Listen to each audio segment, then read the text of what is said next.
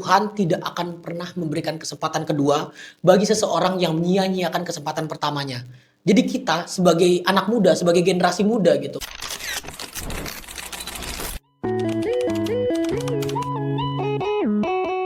Halo, halo, halo. Kembali lagi nih di Pipot, Pepi Podcast. Oke, teman-teman. Pada kesempatan kali ini Pipot bakal banyak nih ngebahas tentang cara berorganisasi di lingkungan kampus. Nah, teman-teman, pertama nih, kita harus kenalan dulu sama pertama saya, hostnya.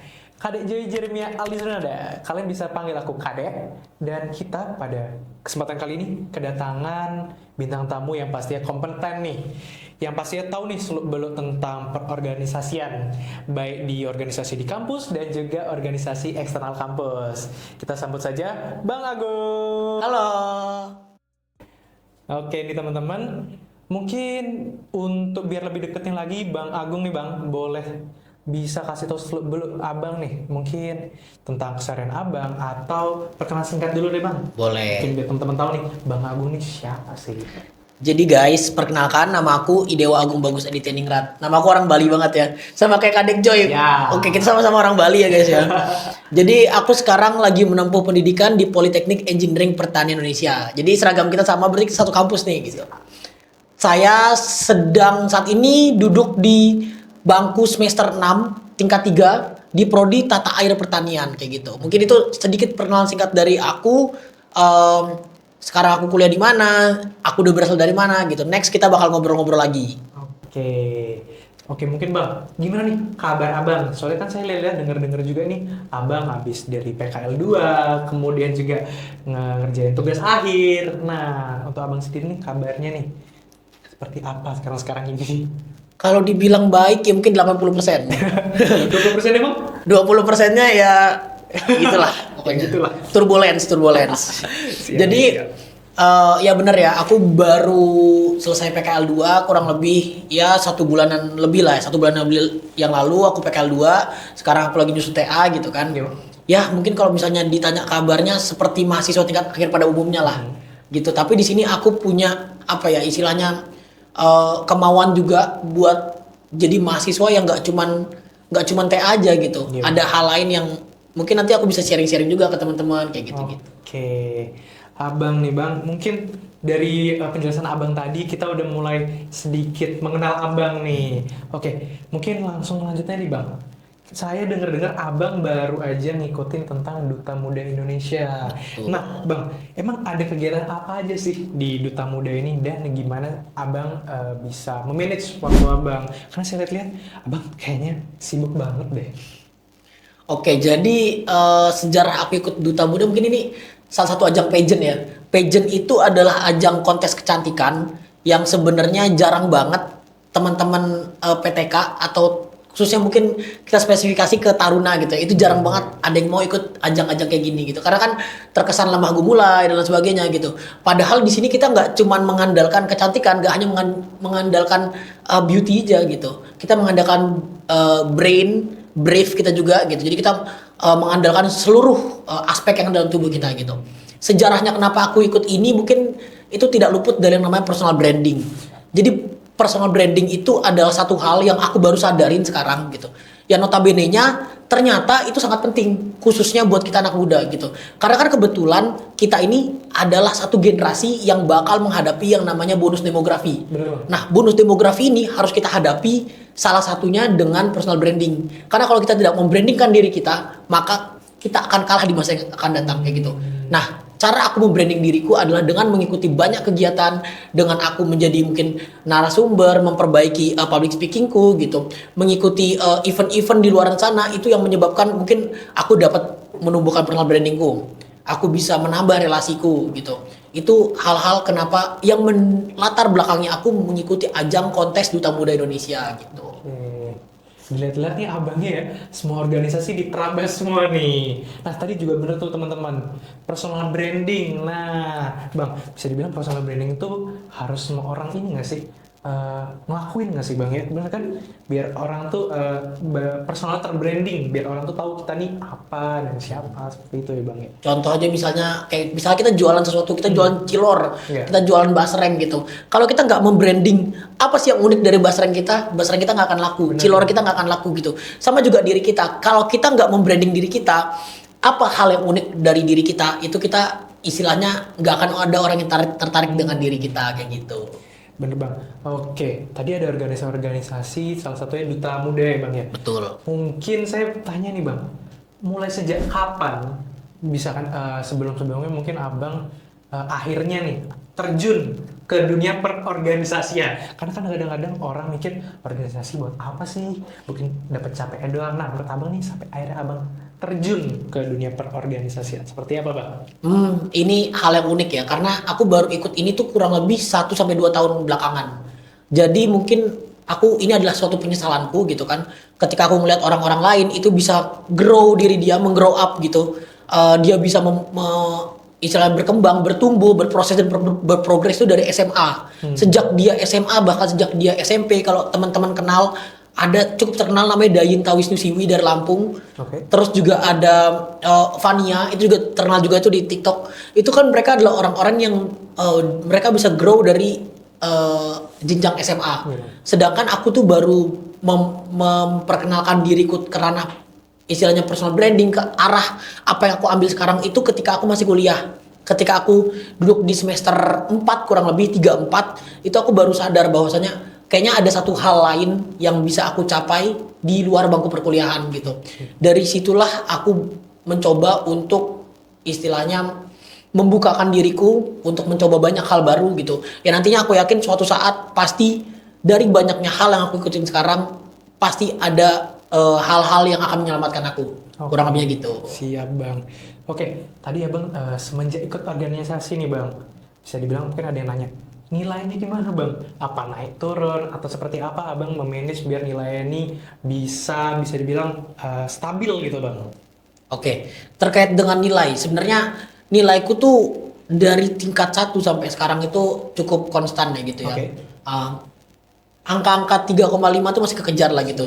Jadi sebenarnya dan itu menurutku itu merupakan rata-rata dari mahasiswa ya gitu. Jadi ketika kita lihat aku 3,5 dan aku berorganisasi, aku berkomunitas, aku membangun personal brandingku, aku membangun value dalam diriku. Dibandingkan dengan orang yang sama-sama 3,5 tapi dia istilahnya kalau misalnya bahasa kerennya tuh kupu-kupu lah. Kuliah pulang. Nah, itu kita punya nilai yang sama tapi kita punya value yang berbeda gitu. Disitulah ada beberapa hal yang aku kejar di situ gitu. Jadi kalau dari nilai menurutku pribadi itu tidak berpengaruh, sangat tidak berpengaruh gitu. Karena bagaimana kita untuk memanage waktu kita aja gitu. Kita punya waktu yang sama 24/7, gimana cara kita bisa memanage waktu kita, mengurangi waktu hal-hal yang tidak berguna gitu. Misalnya main game atau waktu mungkin quality time kita yang atau maksud saya me time kita yang seakan-akan tidak berguna itu bisa dialihfungsikan ke hobi-hobi yang lain gitu. Oke, dan untuk masuk organisasi Bang pasti ada yang namanya kan biar bisa ikut organisasi itu ada yang namanya harus speak up harus ada pada masanya kita harus speak up di depan publik. Nah, gimana sih caranya Abang akhirnya gimana ya? Kan bisa dibilang kan orang-orang pada gugup nih Bang, ngomong di depan, harus kadang ngomong untuk ke 10 orang di depan pun kadang gugup. Ini Abang bisa saya lihat ngomong sampai satu panggung gitu yang nonton. Gimana sih Bang caranya biar tetap pede? Oke, di sini aku menemukan satu hal. Jadi aku ketemu sama temanku, mungkin kita sebut aja namanya, temanku ini rekanku namanya Dimas Dwi Pangestu. Dimas Dwi Pangestu ini adalah hal yang mungkin orang yang cukup berpengaruh dalam diriku gitu. Jadi dia itu memperkenalkan 3 hal penting untuk kita dapat maju. Yang pertama itu partner. Oke. Jadi kita dalam hidup itu untuk mencapai suatu kesuksesan kita butuh partner, kita butuh rekan kerja untuk kita bisa berkembang bersama, maju bersama, proses bersama, berprogres bersama gitu. Itu yang pertama. Terus yang kedua kita juga membutuhkan yang namanya mentor. Selayaknya guru, selayaknya dosen, kita butuh seorang tumpuan untuk kita belajar, untuk mengarahkan istilahnya mengarahkan kita ke arah yang jauh lebih baik, mengingatkan kita ketika kita melakukan sebuah kesalahan kayak gitu. Jadi mentor tuh juga penting dan yang terakhir tuh inspirator. gitu. Jadi kita harus punya seseorang mungkin ya, atau mungkin hal-hal yang kita idam-idamkan, seseorang yang kita idolakan gitu untuk menjadi inspirator kita. Kita ingin menjadi seperti apa gitu. Jadi ketika misalnya contoh tadi Kadek bilang aku mungkin dari public speaking udah lumayan, bisa menjadi narasumber di banyak orang berbicara di depan umum seperti itu. Karena aku menemukan partner, mentor, dan juga inspirator yang tepat untuk diriku gitu. Nah tuh teman-teman, keren banget kan tips-tipsnya tuh. Seperti pertama harus ada partner Bang ya, partner, kemudian ada mentor, kemudian pastinya harus ada inspirator supaya kita kepingin terus berkembang ya Bang ya. Betul. Kita menginspirasi kita. Betul. Oke Bang, menarik banget sih dari sini Bang. Oke, nah Bang, dan berorganisasi ini Bang, menurut Abang tipsnya nih, lagi Bang, saya minta tips mulu ditanya nih Bang. Tipsnya gimana biar sukses Bang? Sukses berorganisasi. Kadang kan kita terlalu ngambil banyak organisasi sampai kita kewalahan nih Bang. Gimana caranya sukses dalam berorganisasi Bang? Oke, mungkin kalau dari aku, ini tips dari aku pribadi ya gitu. Mungkin kalau dari teman-teman yang nonton gitu merasa nggak relate kayaknya gitu, itu balik lagi kan gitu. Kalau dari aku pribadi, kita patenkan dulu, kita mantapkan dulu tujuan kita itu apa gitu untuk berorganisasi. Apakah hanya sekedar pengalaman? Apakah kita mencari relasi? Apakah kita ingin membangun branding diri kita gitu? Apa yang kita bangun dulu dalam organisasi? Itu yang pertama. Yang kedua, organisasi apa, latar belakang organisasi apa yang kita ikuti. Apakah organisasi itu berbentuk istilahnya kekeluargaan? Apakah terdapat politik praktis di dalam organisasi itu? Apakah organisasi itu toksik atau tidak gitu. Nah, di situ tuh kita harus mempelajari dulu gitu. Ya mungkin memang kita baru bisa mempelajari organisasi tersebut ketika kita sudah berkecimpung dalamnya, ketika kita sudah terjun ke dalamnya gitu. Tapi ketika kita sudah terjun di dalamnya, di situ kita juga bisa menilai gitu. Apakah kita harus tetap di situ, harus istilahnya ini adalah wadah kita untuk dapat berkembang dan bertumbuh, atau kita harus keluar dari organisasi itu gitu. Mungkin itu sedikit tips dari aku gitu. Oke Bang, Abang nih kayak tahu banget ya tentang selebel tentang organisasi. Nah, Abang pastinya nih sebagai manusia biasa ya Bang ya, pasti pernah merasakan suka dan duka. Nah, salah satunya di dalam kegiatan berorganisasi nih Bang. Abang pernah nggak sih merasakan suka dan duka di dalam kegiatan berorganisasi? Oke, sebenarnya selama aku mengikuti banyak komunitas dan juga organisasi, itu banyak banget hal-hal suka yang aku dapetin gitu. Pertama, aku dapet relasi. Relasi itu menurutku hal yang aku idam-idamkan lah gitu. Aku punya teman baru, aku bisa punya kawan yang istilahnya sefrekuensi sama aku gitu kan. Terus juga aku nambah-nambah pengalaman juga gitu. Banyak hal yang ternyata nggak aku dapetin di bangku perkuliahan, aku dapetin di situ gitu. Dan itu dapat mengubah juga dari segi mungkin perawakanku gitu, caraku membawakan diri gitu. Itu banyak berubah hal gitu. Itu mungkin dari sukanya tuh seperti itu gitu. Aku juga bisa mungkin ketemu orang-orang hebat yang nantinya aku yakin suatu saat ketika kita istilahnya selalu bersilaturahmi dengan orang hebat itu, maka suatu hari dia juga akan nolong kita gitu. Itu dari suka. Dari dukanya sendiri mungkin di sini ini juga ladang belajar ya gitu, terkait dengan bekerja di bawah tekanan. Kita punya waktu 24 jam sama, tapi kita punya beban pikiran yang berbeda gitu. Ketika aku masuk di organisasi, otomatis beban pikiranku bukan hanya soal pendidikan, tapi juga soal tanggung jawabku di organisasi tersebut. Kadang organisasi itu unpaid loh. Kadang organisasi itu kan tidak dibayar gitu. Volunteer betul. Nah, di situ gimana caranya kita bisa memantaskan diri kita walaupun ini tidak dibayar gitu. Kita punya tanggung jawab di sini gitu. Itu mungkin termasuk duka aku golongkan kepada duka terkait dengan yang tadi aku bilang, bekerja di bawah tekanan gitu. Karena 24 jam yang kita punya itu benar-benar harus dimanfaatkan agar tidak terbuang sia-sia gitu. Oke, dari organisasi-organisasi yang telah Abang ikuti, itu ada nggak dampak untuk Abang sendiri dan lingkungan sekitar Abang nih Bang? Organisasi yang telah Abang ikuti. Oke, dari organisasi yang aku ikuti mungkin di sini aku mau spill juga ya gitu. Aku ikut beberapa organisasi seperti yang pertama itu Trash Ranger Indonesia. Aku menjabat sebagai leader regional Bali. Di situ cukup berdampak ya, karena menurutku di situ aku bisa mengedukasi masyarakat tentang isu lingkungan gitu, terkait dengan SDGs juga kan itu. Di situ aku bukan mengajarkan, mungkin mensosialisasikan tentang isu terkait dengan renewable energy, tentang food waste, tentang sustainable lifestyle, tentang clean up, tentang pengabdian, pengembangan dan lain sebagainya gitu kan. Gimana caranya kita mengatur limbah kosmetik yang notabene juga itu berbahaya gitu kan. Nah, itu menurutku salah satu dampak. Itu yang pertama. Terus aku juga ikut banyak komunitas yang notabene-nya itu mengambil isu kepemudaan gitu. Di mana di sini tuh sangat berdampak bagi kita pemuda-pemuda khususnya yang mungkin berumur 16 sampai 30 tahun gitu ya, untuk kita mendapatkan jati diri kita mendapatkan wadah yang positif gitu. Karena menurut aku pribadi pemuda ini merupakan umur yang riskan gitu. Di sini kita bisa apa istilahnya terjatuh di 5 hal yang istilahnya itu bakal berpengaruh buruk pada diri kita.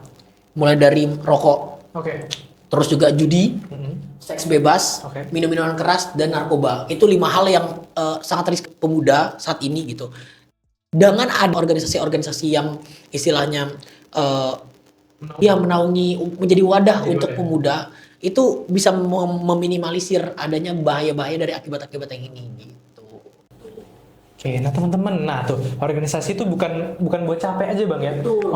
Mau hadahi kita nih anak-anak muda, kan bisa dibilang kan kita nih anak muda kepingin bisa apa ya, energinya masih banyak ya bang ya, kepingin dia salurkan ke banyak hal. Nah salah satunya teman-teman di organisasi ini. Nah selain Tari Stranger bang, ada apa lagi nih bang organisasi yang abang ikuti sekarang? Yang saat ini aku menjadi Head of Community Partner Youth Ranger Indonesia. Aku juga jadi brand ambassador Jiwa Pemuda. Aku jadi leader regional tadi Trust Ranger dan juga FYP Media. Aku juga ikut Duta Muda Indonesia di bidang duta pendidikan. Terus aku ikut Korps Menwa Indonesia. Aku jadi asisten penelitian dan pengembangan. Terus pokoknya total saat ini aku ikut 9 komunitas. Itu. Oke, kalau boleh tahu tali kur abang nih yang putih nih bang. Oh iya, itu kelupaan ya. Aku juga menjadi Badan Pengawas Nasional Ikatan Mahasiswa Perbankan PPI Indonesia gitu. PPI. Iya, untung atributnya dipakai ya, jadi keinget gitu. Keren banget nih Sobat Engineers, berorganisasi ini bisa dibilang sangat-sangat bermanfaat. Salah satunya kita-kita nih yang masih muda, yang bisa dibilang masih banyak waktu, masih banyak energinya nih, yang perlunya disalurkan ke hal-hal yang positif. Oke nih Bang, sebagai penutup, udah penutup aja nih Bang. Dari tadi nih obrolannya daging mulu teman-teman ya. Oke, sebagai penutup nih Bang, buat teman-teman di luar sana nih Bang yang ingin terjun ke dunia organisasi, motivasi nih Bang, teman-teman dari Abang nih, sang penakluk organisasi. Boleh. Jadi kalau aku pribadi, aku punya satu quotes yang aku bikin sendiri waktu SMA itu. Jadi quotesnya itu adalah Tuhan tidak akan pernah memberikan kesempatan kedua bagi seseorang yang menyia-nyiakan kesempatan pertamanya. Jadi kita sebagai anak muda, sebagai generasi muda gitu, calon penerus bangsa, seyogianya kita itu tidak boleh untuk istilahnya menyia-nyiakan kesempatan pertama kita gitu. Karena ketika kita udah kita bakal ikut lagi lah tahun depan, antar aja lah, besok-besok aja lah dan sebagainya.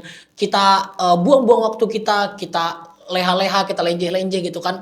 Padahal apa yang kita kejar nih hal positif gitu. Tuhan gak akan lagi berikan kesempatan itu kepada kita gitu. Manfaatkan kesempatan kamu dan jangan pernah lalai dari waktu yang telah diberikan. Mungkin itu dari aku. Oke, nah teman-teman bener banget tuh teman-teman, bahwa kesempatan itu tidak datang 2 kali, bahkan 3 kali pun tidak mungkin banget bisa dibilang. 2 kali aja nggak mungkin, ini 3 kali. Oke teman-teman, bisa dibilang kesempatan itu harus kita manfaatkan pada saat datang.